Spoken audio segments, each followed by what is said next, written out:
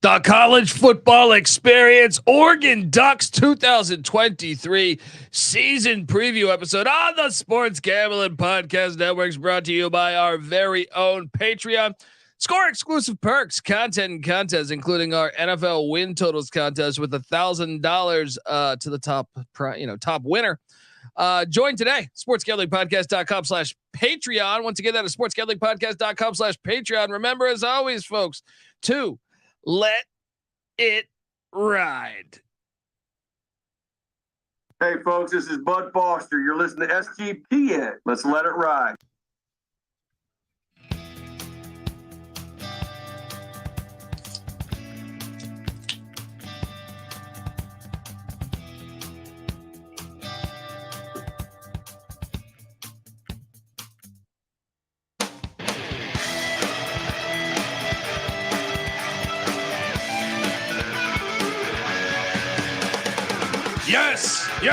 Yes. Woo! Welcome to the college football experience. Oregon Ducks 2023 season preview. Quack. Yes, it's a great time to talk Duck football. Good season a year ago. We're going to dive on into it, talk about everything. Perhaps you're wondering just who the hell you're listening to. Well, my name is Colby Swinging Database Dan, a.k.a. Pick Dundee. That's not a pick. This is a pick. He was raised in the land down under, where a man thinks on his feet, speaks with his fists, and lives by his wits. When Dundee happened, he was a superstar. I'm probably drinking too much and celebrating too much and not sleeping. Would have killed a normal man, but no, that's gone. The medical advice I got from that was like being hit by lightning. Pretend it never happened and get on with your life. We are talking about the Oregon Ducks. Justin Herbert to Dan Fouts to Ahmad Rashad. Marcus Mariota. You got Musgrave, Bill Musgrave. Yeah, you got guys. There you go. Ricky Whittle, Tony Graziani. Nice balls. Michael James. Who's Achilles Smith? I saw his son just commit to the Ducks. There you go. It's going to be a lot of fun, but, we got a lot of things we got to talk about here. I'm joined by my co-host. Give it up for former JMU Duke defensive back, the burrito eating, sideline kid stealing, wheeling and dealing, Patty C in the place to be. Hi. Let's get it going, buddy. Yeah, buddy. Let's get it going. All right. Talking Duck football here. Autzen Stadium. We're going to have Michael Barker come through and talk about his experiences. The Autzen, great stadium, great environment. There was a time when this was one of the most lovable teams in college football. I would say they are definitely the epitome of primetime big money football now, Well, they just joined the Big Ten. This news came through in the past couple of days. Look, I think they had to do what was best for them, but I think it sucks for the sport. I would much rather be watching Oregon State, Oregon and Washington State, Oregon and Cal even than Minnesota. Does Minnesota and Oregon move the meter for you, Patty C? No. Does Maryland and Oregon move the meter for you? I know that Oregon, Ohio State does, but we were already seeing that when they were in the Pac-12 in the non-con games, right? You know what I'm curious to see? We've done studies on what ACC teams coming out west and presumably Big Ten teams, SEC teams, yeah, coming out west too, and they have fared poorly, to be kind about it. Now coming east. Well, I wonder. Oregon going east is going to be tough, but what is their home record going to be against the likes of the Big Ten? Oh yeah, I think the Big Ten would probably struggle at Autzen, but I actually let's talk about this for a second because, Oregon obviously has only had 2 losing seasons since 1993, right? It's an incredible stat. And before that, they really weren't that elite, but the Phil Knight money came in and also good coaching, whether it was Rich Brooks or Mike Bellotti, all the way to Chip Kelly. Phil Knight money really started to Nike explode. kind of, I would say late 80s, early 90s, it started to fund. I'm saying it started to really. Well, Nike started to get humongous then, of course. Yeah. But I think it's a trick. When did Oregon, when did he really start to just, I feel like when they had those 8-year-olds in Cambodia, I'd say when we knew they had, thousands of 8-year-olds in Cambodia making shoes for them, I was saying around then, that's when the money started rolling in. They're working 20-hour shifts. You know what I mean? No, but let's talk about this for a second. All right. And yes, there's some truth to what I just said, but every Power 5 that has jumped, because I don't consider the Big East to be Power 5. They were kind of a group of 5, right? Yeah. Every Power 5 that has jumped to another Power 5, it just hasn't worked out. You take a look at, let's go with the ones we know. Rutgers, terrible when they jumped, right? Yeah. They weren't a Power 5 though. Big East wasn't. Maryland was. Maryland's had their struggles in the Big Ten. Maryland hasn't really worked out. No. Missouri. Now Missouri, the first couple of years, because the Pinkel era, they were great for the first couple of years. Yeah, but reality came. Yes. Texas A&M still hasn't really worked out. Nebraska. Oh my! Everyone thought that would be the home run, right? Yeah. No, hasn't worked out. Colorado was a very good program. They jumped to the Pac-12. I mean, when would you say they start? Like 2000? Are we talking about like 2000s teams jumping? Power 5. Yeah. When did the Power 5 moniker really even? It was Power 6 when the Big East existed. Well, so if you look at the Big East, I would say like Miami to the ACC, West Virginia to the Big 12 hasn't really worked out. Now Virginia Tech, you can kind of say, but Virginia that's kind Tech of was Beamer. In the national championship like with the 2 Big years East. Before. Yeah. Or 3 years before. If anything, they've teetered down after life after Beamer, but there is a big, we have a good sample size. Arkansas, when they left the SWAC to go to, the SEC. Yeah. I mean, so you can be a big time program like Florida State came to the ACC and dominated, but they were an independent before then, Yeah. So I think if you're looking realistically, Utah did a great job from the Mountain West, but that was group of 5. Yeah. TCU did a great job. Yeah. In the last 30 years, it generally hasn't worked out. Well, that's what's tricky about this from one power conference to another. You mix that, and I'm not saying it's not going to work, because Oregon obviously has one of the best environments of all college football. We're going to talk about that with Michael in a little bit here, but it's a far fucking trip everywhere, with the exception of the Washington game, because it's still 1,100 miles to Los Angeles. Yeah, you know what I mean? Like, right. So here's what I worry, Patty C. You still have to travel almost the entirety of the Pacific coastline. And Phil Knight's 83 years old or something. Sure. I worry about this move long term. I think for the first 10 years, it's going to make a lot of sense. I think it's going to be a smash hit. Yeah. I worry long term. You got to wonder if his, I guess, his sibling, or not his siblings, his offspring, or whoever the account holders would still be cutting checks like that. I mean, look, they're still going to probably cut him checks, but he has a passion to win a college football national championship. That's been outspoken. Yeah. That's been known. Yeah. I can guarantee you this: the next person that's distributing some of his money probably won't have that same passion. Yeah. They're not going to be trying. And that's where you worry. And Oregon as a state doesn't produce a ton of talent, right? So I wonder long term if this makes sense. And I'll say the same for Washington. But Washington is at least in Seattle. But I still worry long term.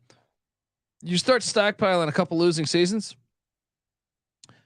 I worry about will the fans care about watching them against Rutgers or whatever, as opposed to like, even when you're having a down season, take some of those 6 and 5 seasons, like Willie Taggart season. You still want to watch them take on Oregon State. You still want to watch them take on these rivals that they've had for 120 years. Yeah. So I think it is a very, very tricky. Nebraska. You're absolutely right. Yeah. Oregon without Nike, Oregon without like the cachet of Nike, but then B, the money of Nike. Don't get me wrong. They kind of had to make the move. I would still argue that the playoff berth, in the Pac-12 or joining the Big 12, but I think they had to make the move to the Big 12. Or I'm sorry, the Big 10, but maybe that money from the Big 10 does give them like a sustainable boost, like especially in the NIL era, to go down to LA and keep getting these super. I'm sure. I know USC didn't want USC. That's what's hilarious is USC didn't want Oregon in the Big 10, and they had to say, hey, they're in the Big 10. So I do love that angle, and I hope that rivalry spices up. But I think it's a damn shame to lose the Civil War. Yeah. I think college football is a worse situation because assuming that happens. It's which going to happen. Oregon Well, State has either kinda- way, it's still not going to be the final game of the year anymore. Probably not. Yeah. You know what I mean? Like this is, it matters when it's in a conference. It matters more. Yeah. That's how rivalries. It's like getting Colorado, Nebraska, or getting the backyard brawl. It's cool to have it in the non-con. It's better than nothing. Yeah. But the game loses some of its luster. Sure. Like when Pitt ruined West Virginia's season to go to the national championship, Pitt was only like a 3 or 4 win team. Yeah. But they fucked up and that helps the rivalry. Yeah. When it's a national champion, like when Florida and Florida State played in the 90s, it was a non-conference game. They're both, it kind of determined the national champion half the time. And so that was super spicy in a non-conference setting. It feeds the rivalry. But most of the time that hasn't been the case. And since then the Florida State rivalry has teetered taken off. Yeah. But other rivalries that regardless of stakes, when they're in conference, maintain massive importance, even more so than like, all I'm saying is Nebraska was dominant in the Big 12 and in the Big 8. Yeah. And they jumped to the Big 10. Yeah. And here they haven't made a bowl game in 6 years. Yeah. Right. Watch out, because I see a lot of parallels, because Nebraska spends a shit ton of money on their football program and always have. Yeah. They don't produce a lot of in-state talent. What does Oregon do? Spend a shit ton of money on their football, but they don't create a lot of talent in the state. Yeah. It was my assumption actually that Nebraska, went a lot very much into Texas, but it turns out during the Osborne years, they were getting probably 2/3 of their talent in state. They're just developing the hell out of it. I think they're kind of an anomaly. They went into LA too. Like they went into Phillips. LA. Yeah. They might have been getting like their skill position players from LA and Texas a little more, but I think the bulk of like their day-to-day grunt production was coming from in-state. They just had like a legendary weight training program. Either way, they haven't been able to maintain that edge. And like, I do think they lost their recruiting edge that they probably had in Texas, having to go into Ohio when you're in Nebraska. It's hard to get recruits out of there. You're not a big name there. Yeah. Well, that's what I worry, man. Yeah. That's Oregon, what I worry. It's like you're going to be going into Illinois and saying, okay. Right. Obviously you'll be able to get Southern California still, I think, but I still think it's a risky move. Well, man. and San Francisco is questionable whether you can go into Northern California. I'm sure they got a lot of their talent out of there, and we don't know how that's going to play out. I still just think it's a lot of mileage on you. And I always say college sports, you hit the road, you lose. Yeah. You used to go to Stanford and Cal and Every UCLA year. and you would have like a 50-50 crowd. Yeah. That ain't going to happen in the Big 12, in the Big 10. Yeah. Maybe Rutgers. Yeah. They probably need to do it while Phil Steele is still like Phil Steele or Phil Knight rather. Yeah. Phil Knight is still super, involved and passionate, because I think they had to make the move. I mean, maybe you could have talked. Maybe they would have been better off, because I think it's harder to make the playoff for them now. And they were USC and UCLA were about to leave, and they were going to have an auto bid essentially between them, Washington, and Utah. Now, that's still a little challenging, but at the same time, now you are in this. You're still battling Washington, but you're battling UCLA and USC, right? Yeah. So those three. Then you throw Ohio State, Michigan, Penn State, Michigan State, Iowa, Wisconsin in there. Yeah. I don't know where they fall, man. And you wonder long term if they're not getting in the playoffs, if that brand sinks. And then obviously Phil Knight isn't a spring chicken. Yeah. So I'm very curious. I actually think, this sounds like a stupid statement. I guarantee you, like, our listeners will say this is a dumb statement. But I actually think if they jump in the Big 12, they become the one team, the one seed. I know they're still getting $30 million. And I know they didn't even want the Big 12, but I'm saying $30 million is what they're making in the Pac-12. That's what they were hoping for with this deal. If they jump in there, they become like the blue blood. Yeah. I think there's something to that. And another thing is, I don't think the Big 12 is soft at all, but I think there are probably only a few teams that are throwing real body blows. Like you have wild card teams like K-State that, Utah.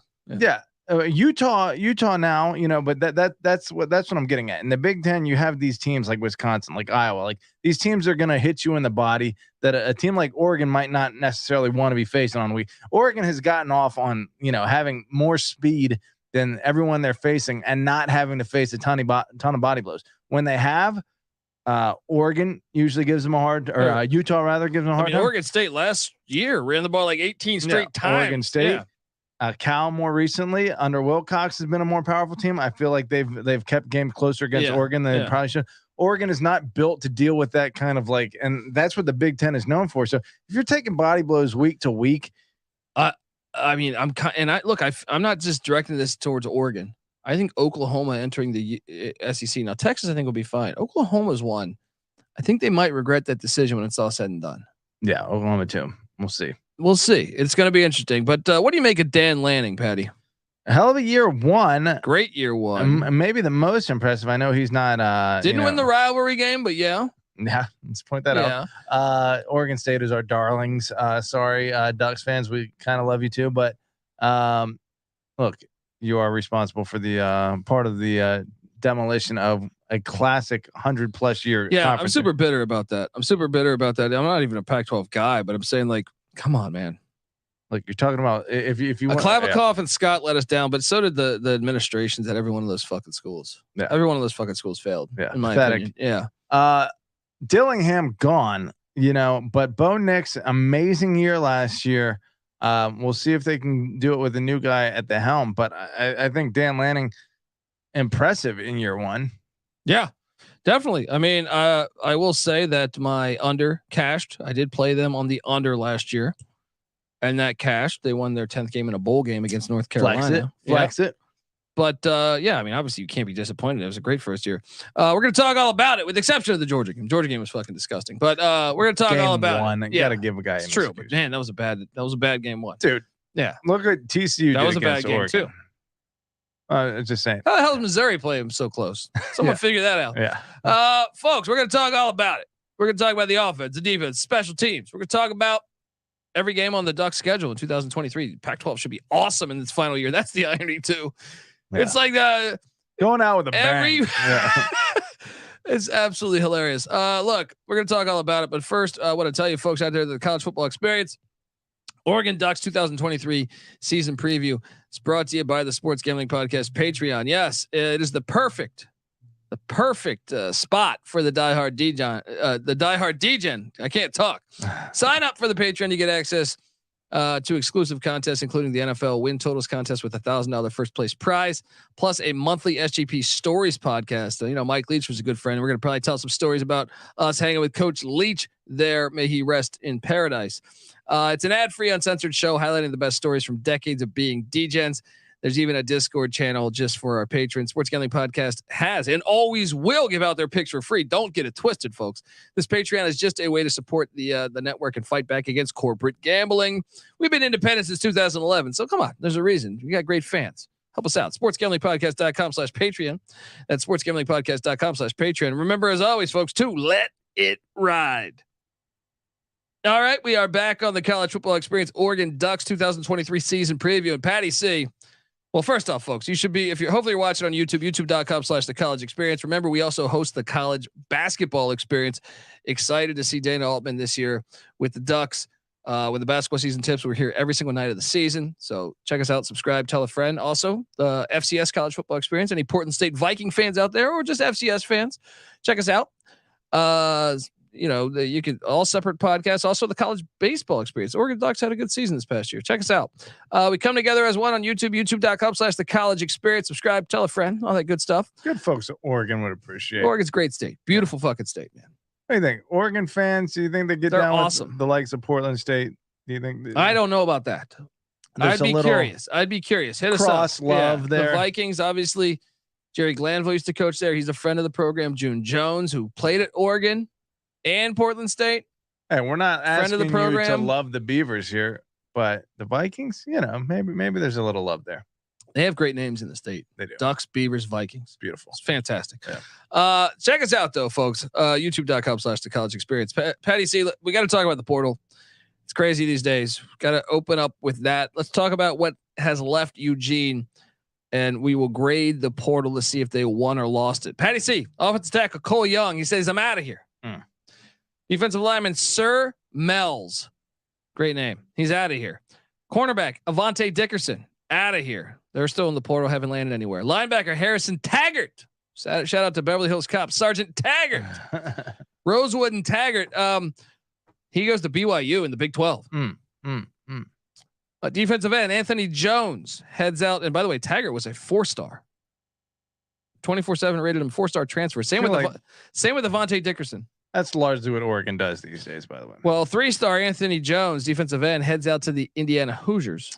Well, he was good for 1 tackle in 2 games, so not a huge loss. Well, how about this one? Cornerback Darren Barkins. Darren Barkins heads out, 4-star transfer, Patty C, to the Washington Huskies. Oh, fuck, man. Going to the arch rival? Only 3 tackles, though. 1 pass defense. Not a huge loss from a production standpoint. Okay. Safety Trajan Williams, portal, 3-star guy. There you go. Cornerback Jalil Tucker heads out to San Diego State. Losing a lot on the defensive side of the ball. I will say. Linebacker Keith Brown heads out to the Louisville Cardinals. 21 tackles. Not end of the day. Crushing loss there. Defensive end Trevin May heads out to Baylor. Again, 12 tackles, 1 sack. Not too bad. Wide receiver Caleb Chapman heads out to Incarnate Word in the FCS. Okay, 1 tackle. Defensive lineman Keanu Williams heads out to UCLA and Chip Kelly. You dirty dog, you. What did Keanu Williams? He wasn't 2 tackles. Okay. Tight end Cam McCormick heads out. This guy's like 47 years old, I think. He heads out to the Miami Hurricanes. Mario Cristobal. 10 catches, 66 yards. 3 touchdowns though. Man had a nose for the end zone. Defensive end Jaden Navarrete. He's in the portal. Hasn't landed anywhere yet. Offensive tackle Dawson Jaramillo heads out to NC State. It's a little bit of an L. Tight end Moliki Mataveo heads out to UCLA and Chip Kelly. Chip Kelly doing damage to his former team. I wonder how much hatred is still there. Safety Justin Flo heads out to the Arizona Wildcats. Justin Flo, good for 35 tackles. Okay, not 10th on the team. A little bit of a loss. Punter Tom Snee, portal. The kicking game. Okay. Running back Sean Dollars heads out to Nevada, where he's a starter, a day 1 starter in Reno, I think. That was 188 yards and 16 receptions lost. Running back Aaron Smith, portal. There's a lot of guys here. A lot of guys, but not a ton of production. Hang on. Linebacker Brandon Buckner heads out to Middle Tennessee State, Blue Raiders in Murfreesboro. Okay. Linebacker Justin Flo, 4-star transferred to Arizona. Wait, that was there's 2 flows. Oh, I was looking at Justin Flo. 2 flows. Who is the other Flo? We got a Justin Flo and we got a Jonathan Flo. Oh, okay. Well, Jonathan Flo, no stats produced. So yeah, Justin Flo though, 4-star transfer out. Interesting. How about the likes of linebacker Jabril McNeil, portal? Ouch. Not really. How about running back Byron Cardwell heads out to the California Golden Bears? 76 rushing yards, 1 touchdown. Linebacker Jackson LeDuc heads out to the Nevada Wolfpack and Ken Wilson. Not much of a loss, but depth. Wide receiver Dante Thornton heads out to the Tennessee Volunteers. Jeez. 4-star transfer according to 24/7 Sports. He was good for 17 catches, 366 yards. Not a complete bum. Wide receiver Malachi Russell hits the portal, hasn't landed anywhere yet. Okay. Offensive tackle Bram Walden lands at Arizona State, and Kenny Dillingham, who was the OC of the Ducks a year ago. Surprised there aren't more guys going to Arizona State. Let's be honest. Yeah. Running back Seven McGee heads out to Jackson State in the FCS. Quarterback 4-star transfer Jay Butterfield lands at San Jose State and Brent Brennan. He was 100% completion percentage, 1 for 1. That's all you need to be. That's baby. a tough L. Let's talk about these ones though. Defensive end Terrell. 1 for 1 yard.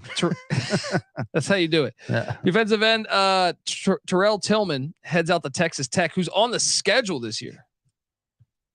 Ouch. Shots fired. Defensive end Braden Swinson heads out to LSU and Brian Kelly and his family. Jeez. They Braden Swinson 8 tackles. Depth. It's all depth that they're losing here. Why is this team losing? That's a lot so of many players. players. And that's it, though. Let's talk about incoming. All right. Incoming, because they were active. Alabama cornerback Kyrie Jackson. Nice. Coming in from the Crimson Tide. This is an offensive tackle. I just did the Ohio State preview with our analyst there. And Ohio State struck out on bringing in Rhode Island offensive tackle Ajay Cornelius. Oregon got him. Oregon got him. Very nice. The Ducks added. That was a big get. I know you say Rhode Island, but that was a big get. You look at Florida State last year. Jared Verse was their best defensive player. Comes in from Albany. Some of those gems, diamonds in the rough. Northeast Subscribe to the football. FCS podcast. Yep. FCS college football experience. Wide receiver Trayshawn Holden from Alabama comes into Oregon, but I think he might have had something happen with the law. Am I crazy there? Something to monitor. It's not uncharacteristic of Alabama. Iowa Hawkeyes linebacker, and this guy's a stud. Justin Jacobs comes into the Ducks. Nice. He's gonna have to play at Iowa. It seems like soon, huh? Yep. They also got Texas offensive lineman Junior Angual. He transfers in. So you got Alabama lineman and Texas lineman coming in. 2 Alabama guys. Oh yeah, for the line, yes. And then you have Troy wide receiver Tez Johnson. The Trojans were good last year in the Sun Belt.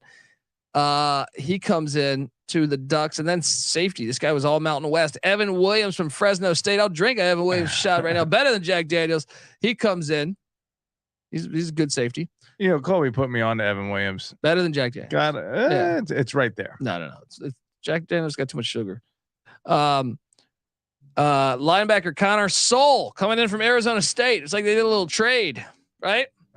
This is a huge one here, though. Defensive end Jordan Birch from South Carolina. This guy was a stud at South Carolina. Yeah. Once again, South Carolina got destroyed in the portal, and a lot of it had to do with moves like that. Nice. Wide receiver Gary Bryant comes in from USC, 4-star from USC. Just Getting it done. Ole Miss safety Tysheem Johnson transfers into to Oregon. Patty C. Ole Miss tight end Casey Kelly transfers into Oregon. Colorado cornerback Nico Reed. This is one of the actual good players on Colorado's roster a year ago. Transfers into the Ducks. He's a wide receiver. No, corner. Corner. Remember the year before, Oregon went and got Christian Gonzalez, who was a first-round draft pick from the Colorado Buffaloes. That's right. Also, defensive end Caden Ludwig comes in from the Colorado Buffaloes. Where did Christian Gonzalez end up getting picked? I knew he was projected at the high end of the first round. I'll double check that. He was I think he was like a top 10 pick, right? A top 15, something like that. He was getting that kind of hype. Pick 17. Yeah. Okay. There we go. And then this one is the one that doesn't make sense to me. Offensive lineman Nishad Strother from East Carolina transfers in. Why would you leave the greatest institution in all the world to go? I mean, look, Oregon's a nice place, I'm sure, but crowbar that bad boy in there. Patty C, did they win or lose the portal? Because that's everybody. Push. I mean, Birch. I'd say they won it. 3.5 sacks. I mean, slight win here. I'm gonna say push. Okay.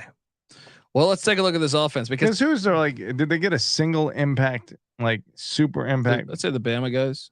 Yeah, I mean, it's tough to say without any kind of. I would have to check to see if they were given honors. I guess that's the best way of really it's just impossible to know with offensive linemen outside of like word of mouth whether they're going to be huge impact players or not. But Alabama and Texas is generally a pretty good indicator. Yeah. Patty C. The offense. They lost Kenny Dillingham. He did a great job. A season ago with Bo Nix. Yeah, he did. New OC is Will Stein coming in from UTSA. Last year, like I don't know how relevant this numbers will be because new OC, but they were the 10th best scoring offense in America, the 12th best rush offense, the 17th best pass offense, and the 6th best total offense. Super impressive. I would be curious to see what the other teams at the top of this list did in terms of, I mean, the teams above them: Tennessee, super passing team; Washington, super passing team; USC, super passing team; UCLA, probably pretty balanced; and Georgia, probably pretty balanced. I would say balance is a helpful thing, because if a team has excellent personnel that is geared in a way that can stop your specialty, or if their coaches are great at stopping your specialty, then if you can zag away from them and have a second thing that you can lean on, then that's a good thing. So losing Dillingham, if he was able to have balance and still be that productive, hurts.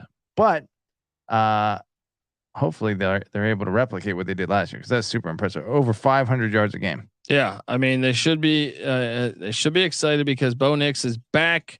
Also, Ty Thompson's still there as the backup, so they're very sound at the quarterback position. Running back position, I think they're looking all right too. Bucky Irving is back. You gotta like that. They also have Noah Whittington and Jordan James behind him. The receivers, adding Tez Johnson from Troy, still have Chris Hudson, Troy Franklin, who was second team all Pac-12 a season ago. And then you add Trayshawn Holden from Alabama. So yeah, maybe I am wrong about the Alabama thing. I don't know. I thought I saw something, but also Terrence Ferguson's back at the tight end spot. Patty, see, the offense should be rolling as long as the offensive line, it brings back 3 of 5. What do you make of this offense? You think, I don't know, it's a new offensive coordinator. So should we expect like more of the same, or do you think the offense will be better?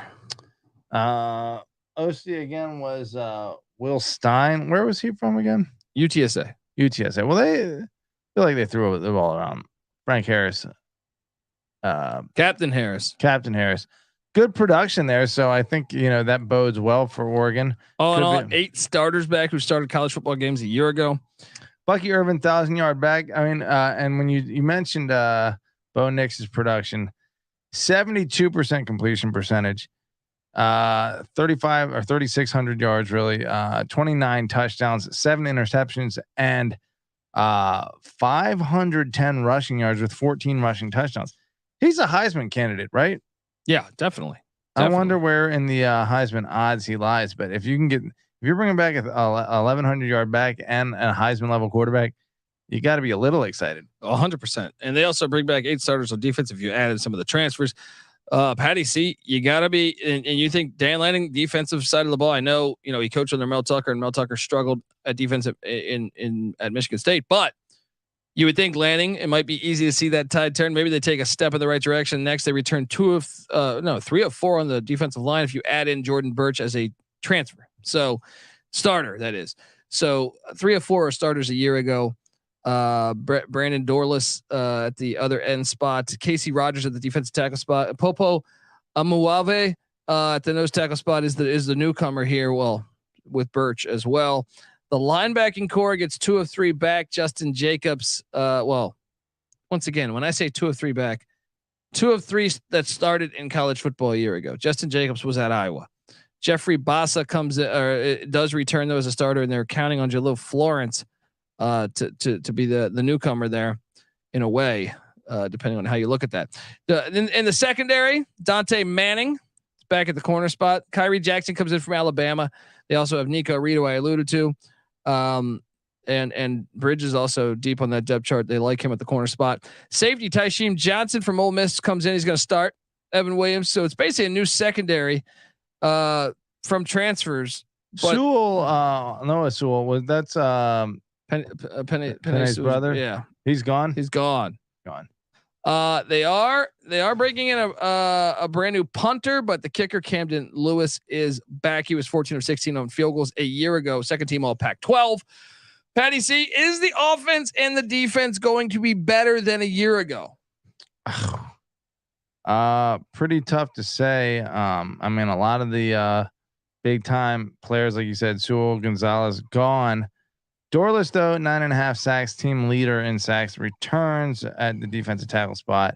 So Bassa, the second leading tackler, I think maybe about the same. I mean, 2 years ago they were number 70 in the nation. Tosh Lupoy's first year last year, number 71. So I guess, but that's Dan Lanning's first year.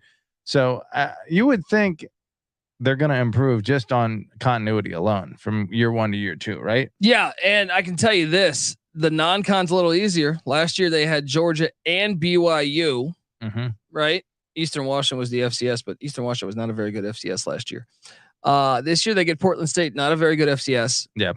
Hawaii as one of the other ones, and then at Texas Tech. Now that's tough. Tricky game. Yeah, Tricky game. but it's an easier non-con than a year ago. And the Abercrombie model himself, Tyler Shuck, a former Oregon Duck. Yeah, we had the Shuck Bowl. Shuck the Duck. Shuck the Duck Bowl. Well, then you have this though, and this is what I find interesting. Their away games last year, although the Georgia game was really an away game, but for some reason no one deems that as a away game. Yeah. I find ridiculous, but 3.5 minutes from the Georgia campus, 48 hours from the Oregon campus. Yeah, ridiculous. Neutral site game. But Patty C, if you look at the other away games within conference a year ago, at Washington State in a game they probably should have lost, 44-41. That was a wild game. That was a fucking wild game. But they had a winning record. But at Arizona, they did take care of business. At California, they took care of business. At Colorado, they took care of business. But those are all three teams with losing records. They played at Oregon State to end the season, and they took an L. They did lead by 21 at one point. True. But I mean, they lost to Washington by 3. That was a wild game too, man. Oregon should have won that game. Now let's give that's Oregon what's hilarious. their due. Oregon should have beat Washington, but they should have probably lost to Washington State. So I guess it all. That's a push. Yeah, they probably were about what their record indicated they were last year, 10-3. One of the biggest sissy bowl games of all time. In fact, we were trying to think of sissy bowl games that could happen, and North Carolina, Oregon, was one that we suggested without that even being on the radar. And then lo and behold, that matchup happened. Yeah. Let's go game by game on the schedule. But before we do that, I want to tell you that the College Football Experience Oregon Ducks preview is brought to you by Underdog Fantasy. Yes, the NFL season is right around the corner. Underdog Pick'em is a great way to get down on a ton of NFL player props. It's available in a ton of different markets as well. Plus, plenty of opportunities to win in their daily MLB contest. And of course, make sure you enter their Best Ball Mania, where first place gets $3 million. Head over to UnderdogFantasy.com. Use that promo code SGPN for 100% deposit bonus up to $100. Once again, that's UnderdogFantasy.com, promo code SGPN. And remember, as always, folks, to let it ride. All right. Bo Nix, by the way, 4th stud preseason Heisman voting, tied for 4th, plus 1,200. NFL radar, excited about Bo Nix. Dude, he has some guns, and he is an athlete. I was a fan of his father, Patrick Nix, back then. That's how old I am, folks. Well, I'll tell you what. Maybe this is just the difference between the Pac-12 and the SEC. SEC has a way of making their quarterbacks, be secondary to the rest of the team. Maybe they just have faster defenses. Who knows? But Bo Nix looks like white lightning in an Oregon under uniform. Gus Malzahn's never been quarterback friendly. Not quarterback friendly, but all quarterbacks under Gus Malzahn look very questionable to me. Yeah, usually as passers though, but he did look. Watch, more Mikey Keene is going to light it up at Fresno this year. Yeah, and he was at UCF, started a bunch with Malzahn. All right, people are going to be like, "Huh? How's that possible?" All right, hold on. Let's talk about this. But if you're watching on YouTube, youtube.com/the college experience, you see the sweet graphic. It looks fucking fantastic. Oregon always has fire uniforms. They do. Patty C, the win total sitting at 9.5. Are you first lean would be over, right? For you? Yeah. I think so. I think last year was 10.5, right? Or 10. I don't remember. I know I hit though. Recent history, COVID not included, 12-2, 10-4, 10-3. So 10 wins. Whether that's that last 10 or the 9-3 last year, they still actually that wouldn't hit. Yeah, no, I hit the under last year. 9.5. Hit the under last year. I don't know. It seems about on. And I actually do remember some Duck fans giving me a hard time. Look, I think they're a very good program, but last year I thought the under was the play. It was the play. There's like 4 or 5 preseason top 25 teams in the Pac-12. Yeah. And for some reason, the conference is going away. Yeah. Figure this one out.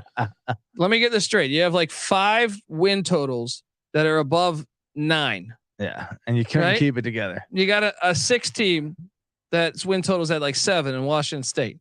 And then you got Deion Sanders. It's like the most talked about guy in college football. Yeah. And you couldn't keep this fucking league together. Well, it's funny. I mean, I know we're going down a rabbit hole, but isn't ESPN one of the people that was going to be in control of putting a bid on the table that the Pac-12 could use? It seems like ESPN purposefully blew it up. Well, there's been speculation about that, and maybe you got something there. Maybe you got something there because they wanted it to go. They elsewhere. wanted but the, Klavakov also thought there was going to be a lot more money, and ESPN's like, they whoa. screwed up. They didn't put the measures in place to protect They should have themselves. took those Big 12 schools. The Pac-12 was getting all snotty, getting on their fucking high horse. They basically took the exact opposite approach. The ACC went hyper conservative and put a grant of rights in place until 2036. Their teams won out, but they can't get out. The Pac-12 was super confident and liberal about their approach. No surprise there. And just thought that everything was going to be on the table for them. Everything's going to be streaming by then. Don't no worry. protections. Just pure capitalism. I'll give them credit for that. Didn't work out for them. Yeah, it did not. Patty C, September 2nd. Will it work out for the Oregon Ducks when they host the Portland State Vikings? It will work out for them. I got them 1-0. Patty C's got them 1-0. Then they head to Lubbock, Texas on September 9th. It's Patty a C. dangerous ass game. This is an upset special for me. I have the Red Raiders pulling off an upset. This place is going to be fucking bananas. I already know that they've already sold out their season tickets for this year. Joey McGuire and Texas Tech, great first year. And some of them, some experts have Texas Tech playing for the Big 12 championship. Shucking and jiving, if you will. Oh, and you add that spice to it. It's a fun one. Because you know that they gave it to Nick, so he dipped out. You add that fire to it. Texas Tech's winning this game. They very well could. They're They're winning a coin. this game. I'll give it to Oregon. There you go. So 2-0. I got him 1-1. Then Timmy Chang, who I interviewed just a couple weeks ago. Great guy. Patty C. Win. Yeah, Hawaii loses in Eugene. So 2-1. Then Deion Sanders. Dan Lanning's he threw some strays out there at Deion there and the Buffs. Even though they won a national championship a lot more recently. Oh, Oregon hasn't. But yeah, they should wax Colorado at home, right? Very much so. So 3-1. It's going to be interesting though to see if Colorado has the horses on defense to hang and maybe go man. I mean that's really what Deion Sanders might be able to do is just do that cover zero thing that Virginia Tech did to Ohio State back in the day. Lock down the receivers and commit 9 to the box. Still, it's in Autzen. If it was in Boulder, maybe, but not in Autzen. Yeah. I'll say this about Oregon: if they get that Texas Tech game, it is a great start to their season because on September 30th they go to Palo Alto, the Farm, for the final time. Take on the final time as conference members. Take on Troy Taylor and the Stanford Cardinal, which for some reason I feel like always kind of give them more than you think. Yeah, more of a game than you think, but. All time Oregon 35-50 against Stanford. I have Oregon winning this, and I think there's a strong chance they could be 5-0. If they get that Texas Tech game, they're going to be 5-0. I have them 5-0. I got them 4-1. I think that's reasonable too. They get a bye week, and then they head to Seattle to take on the Washington Huskies. That's a loss. I agree. That is a loss. So I got them 4-2. What was that game last year, though? Out of curiosity, Oregon should have beat Washington. 37, beat them. Yeah, 34. Oregon should have beat them. Yeah, should have beat them. Some questionable coaching, I thought, in that game. But Patty C. The very next week they're hosting the Washington State Cougars. Sneaky game because the next game's huge. But I got them beating Washington State. Bounce back spot. A game you said Washington State should have won last year. They should have, but it was in Pullman. This one's in Autzen. They're not winning this one. Yeah. So you got them 5-2. 5-2. I got them 6-1. And remember, the win total is sitting at 9.5, and they headed into Rice-Eccles Stadium, where the Utes are 19-0 in their last 19. That's a loss. I agree. They've been slapped around. It was 2 years ago. They lost 38-10, and then what were they? 37-15 to Utah in 19. In 2021, Oregon went 10-4 with 2 losses to. Wait, they beat Utah 38-7 in the regular season, and then 2 weeks later, 38-10 against Utah. Maybe that's what I'm thinking of. Yeah, that year. Patty C, they're losing this game, and I'm on the under just on that because that's 3 losses. I have them losing that game, and that puts me at 2 losses. Yeah. Okay, then they host the Cal Golden Bears. Justin Wilcox, he's an Oregon Duck grad, Dangerous coming game. into Eugene. Dangerous because of the look ahead potential. Sure. Then they host the USC Trojans and Lincoln Riley. What are you doing here? There's a potential for a win here at home. I'll give it to him. I'll give it to him, even though I think I would favor USC with Caleb Williams. But let me tell you this. Yeah. There's no way they're winning their last 4 games. And either way, it doesn't matter. They might be 8-4. I think you're right. The last two might be a 2-2 stretch here. I'll give them 3-1. I don't know which game it's going to lose. I guess you're probably right. USC would be the most likely, but Oregon State. They could, yeah. Well, then hold on. After USC on November 11th, they're at Arizona State. Kenny Dillingham gets a chance to pay revenge against his old team. Pay his respects to his old team. Whatever you want to say. I'll give that to Oregon. I think Arizona State's rebuilding, but I mean, that's always sneaky to go into the desert. Even with Justin Herbert, they lost that game. Yeah. At Sun Devil Stadium. Yep. And then they're home to Oregon State, the Civil War, the final Civil War. And that's where I cannot wait to watch this. I got an upset special brewing. Give me the Beavs. I don't think it's that big of a stretch to say that. But I like your confidence there. 8-4. 8-4 sounds very possible. 9-3 sounds possible. 10-2 is very optimistic. It's a hard schedule though, man. Yeah. Under. Yeah.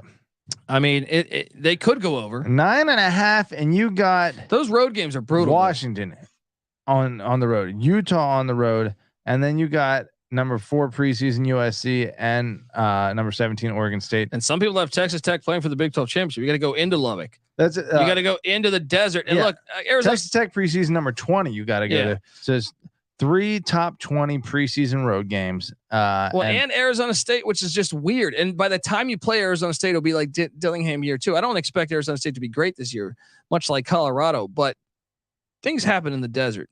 Oregon always struggles, whether it was Arizona or Arizona State. I feel like going to the desert is always wacky. And Stanford. Yeah. For whatever reason. Yeah. I just can't see them having a super. I mean, Bo Nix is awesome. So who do they miss? They get all the best teams. Who do they miss? They miss UCLA. Right, they're not playing UCLA. Okay, UCLA. They're not playing Arizona, which you kind of want to play Arizona. Yeah, you would have liked that. Colorado. Oh no, they get Colorado. So who? So is there a third school that I'm missing here? No, it's 12 teams. Yeah, so they missed those two, Colorado or UCLA and Arizona. So it's kind of a wash because you kind of want Arizona on the schedule, but UCLA is capable of beating you. Yeah, I'm on the under. I feel pretty good about it. How do you feel about it? Feel pretty solid about it too. Yeah, folks. Well, look, I mean. It's got to be interesting to watch. We could be wrong here because Oregon's very talented, but I feel all right about that play. And look, I had a chance to sit down with Michael Barker, who's been to Autzen a few times, I believe, and Eugene, and it's such a great town. I had an opportunity to sit down with him to talk about his experiences to Eugene. So with no further ado, here's that interview. Beyond the college football experience, Oregon Ducks 2023 season preview is none other than Michael Barker, aka the College Football Campus Tour. Yes, you can find him on Twitter at CFB Campus Tour. I call him the king of college football stadiums because he's been to every single FBS stadium and most of the FCS and D2 and D3, and his page documents his travel from, 5, 6, 7 games each every week. It's absolutely phenomenal. He did 3 games on a Saturday at one point last year. You do the photo of the game, you document the history, everything you're doing is great. Michael, I appreciate you hopping on the show, man, and talking about Autzen Stadium, which I know it's rather new compared to some of the other stadiums we've talked about that we love, whether it's Ohio Stadium or but I consider this one a cathedral too. I'm just going to throw that out there. See what you think about that. But how you doing, man? I'm doing great. And, Autzen is a West Coast must destination. I talk to people in the South all the time, and, you say, what's your bucket list stadium? And they're used to the SEC stadium. So they're going to name Husky Stadium. They're going to say Montana, Washington Grizzly, and Autzen comes up a lot. So I'm not going to argue with you as far as, cathedral. It's a must visit for college football fans. Yeah, I know it doesn't have the classic cathedral look from the outside, but man, inside it's fucking phenomenal, man. It just looks perfect. Tell me about the history of this place. So you mentioned it's not a 100-year-old stadium. It's built in 1967. It has 54,000 seat capacity. Standing room only, you can get about 6,000 extra people. They moved in there in 1967 after Hayward Field was considered unplayable. And it's very interesting because Hayward Field is now probably the best world-class track stadium there is. So, the money that's been invested in Oregon not only made Autzen, but it rebuilt a stadium that was deemed unplayable for football.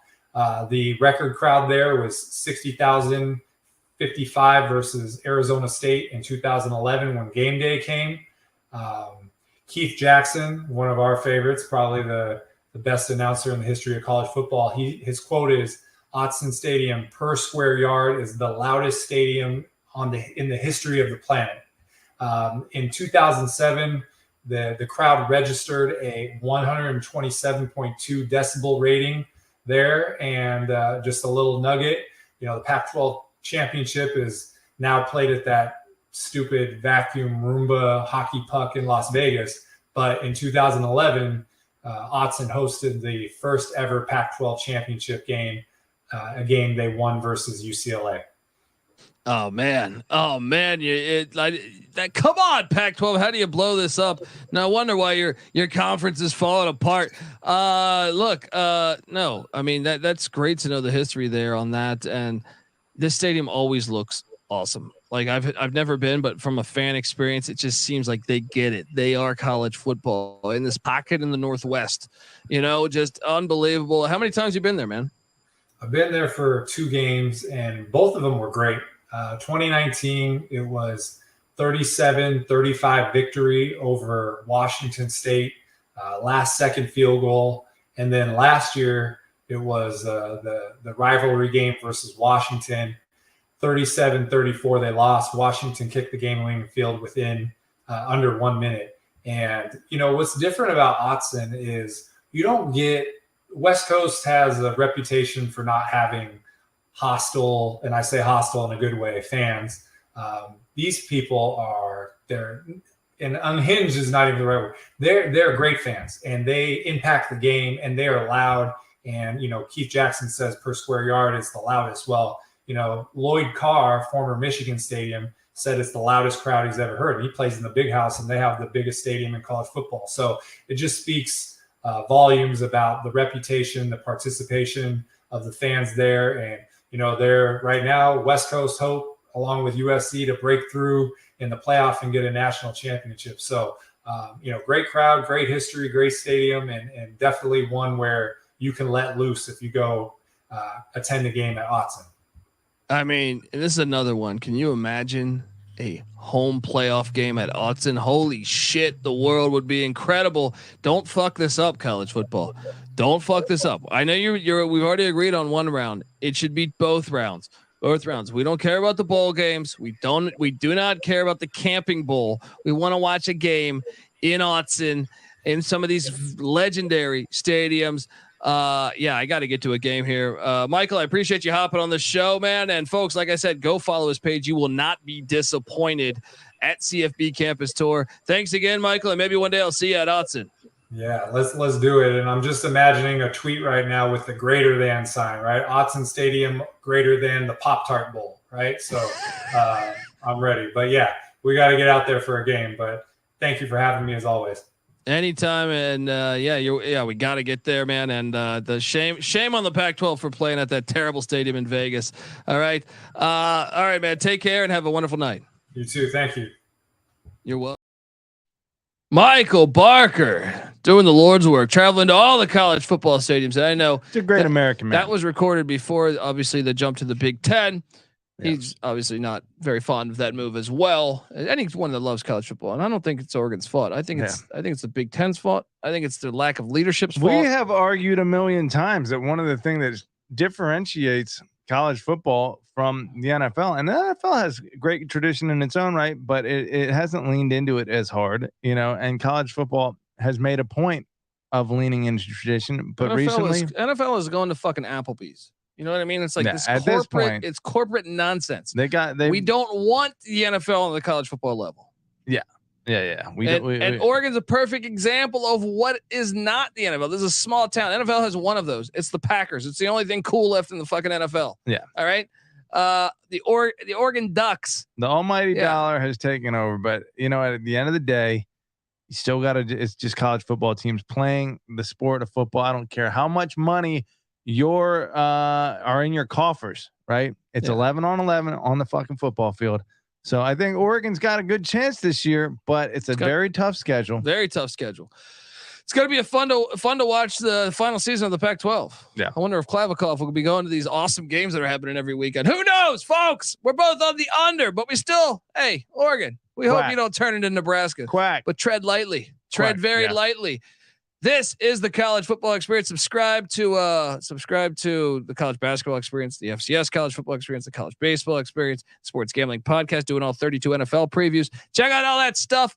Check out the Discord, sportsgamblingpodcast.com/Discord. All right, folks, this is the College Football Experience, Oregon Duck style. You better start thinking about yours. And we out of here. Run and shoot. We can win.